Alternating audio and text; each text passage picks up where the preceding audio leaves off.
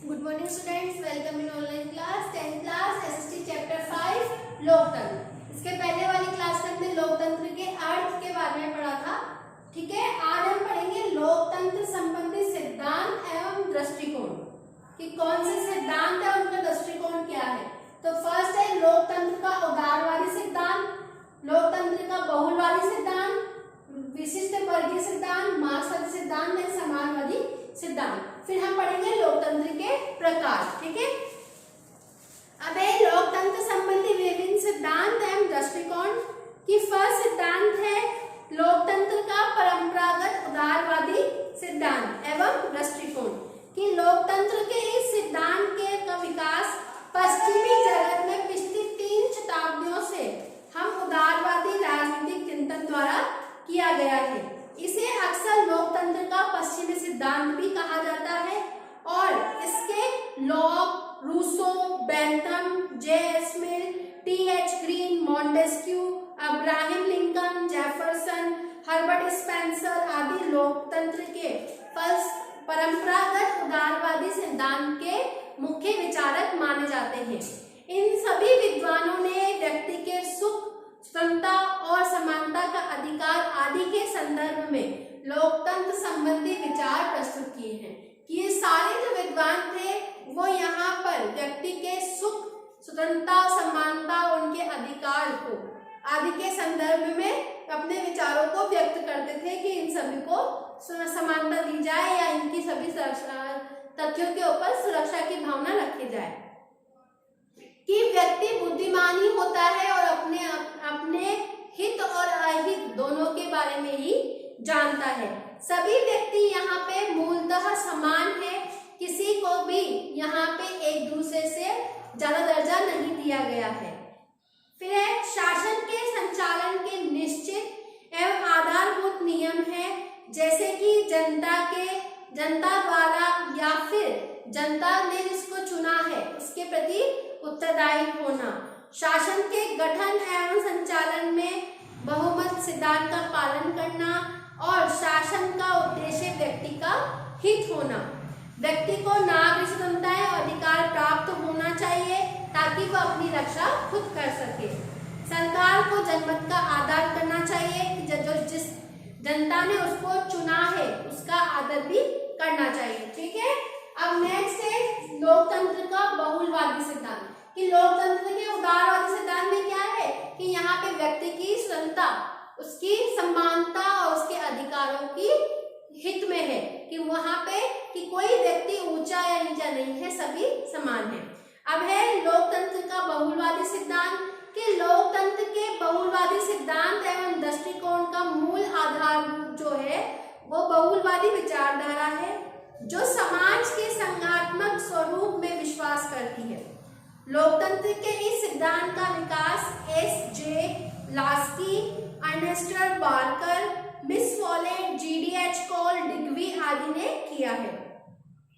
द्वितीय विश्व युद्ध के बाद रॉबर्ट डेहल ने इसके विकास में योगदान दिया और उन्होंने बहुलवादी लोकतंत्र बहुलवाद को किसको कहना पसंद किया। रॉबर्ट प्रिथिस के अनुसार लोकतंत्र का बहुलवादी सिद्धांत एक ऐसी सामाजिक राजनीतिक प्रणाली है जिसमें राज्य की शक्ति में अनेक निजी समूह और हित समूह अपनी भागीदारी निभाते हैं कि इसमें कोई एक व्यक्ति का हिस्सेदारी नहीं है, इसमें सभी व्यक्तियों की हिस्सेदारी है जो अपनी भूमिका निभाते हैं और उसके अनुसार यहाँ पे कार्य करते हैं। फिर नेक्स्ट है विशिष्ट वर्गीय सिद्धांत। लोकतंत्र के इस सिद्धांत की संपूर्ण विचारधारा केंद्र अभिजनित वर्ग है। इस सिद्धांत का प्रतिपादन करने वाले प्रमुख विचार रॉबर्ट मिसेल, मॉस्को, पेरेंटो, बर्नहम, सी राइट, मिल्स आदि हैं। रॉबर्ट मिसेल एक जर्मन विचारक हैं। उसने अपने विचार द पॉलिटिकल पार्टीज नामक एक ग्रंथ भी प्रस्तुत किया और द रूलिंग क्लास के नाम से उनकी कृति भी प्रस्तुत की।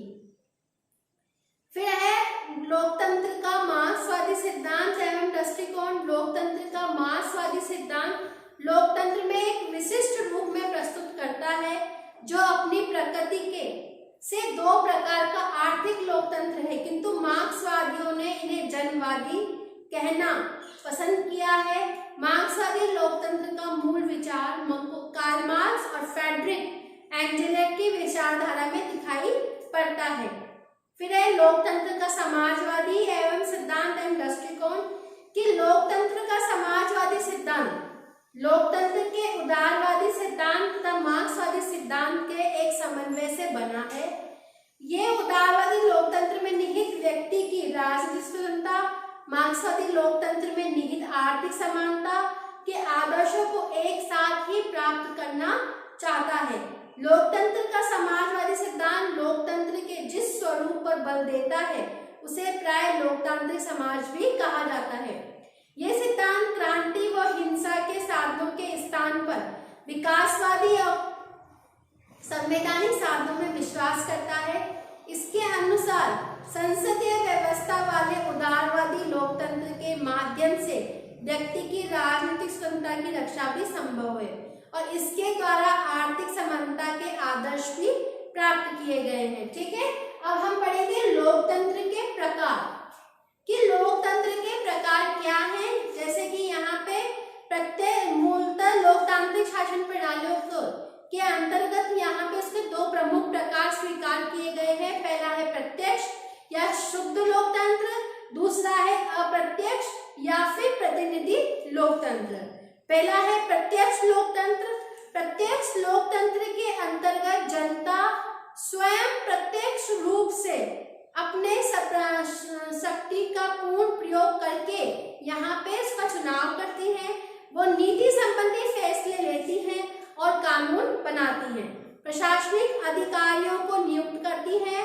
हंसा का कथन है कि वास्तविक अर्थ में लोकतांत्रिक शासन का एक ऐसा शासन है जिसमें संपूर्ण जनता स्वयं प्रत्यक्ष रूप से बिना कार्यवाहकों और प्रतिनिधियों के प्रभुसत्ता का प्रयोग करती है।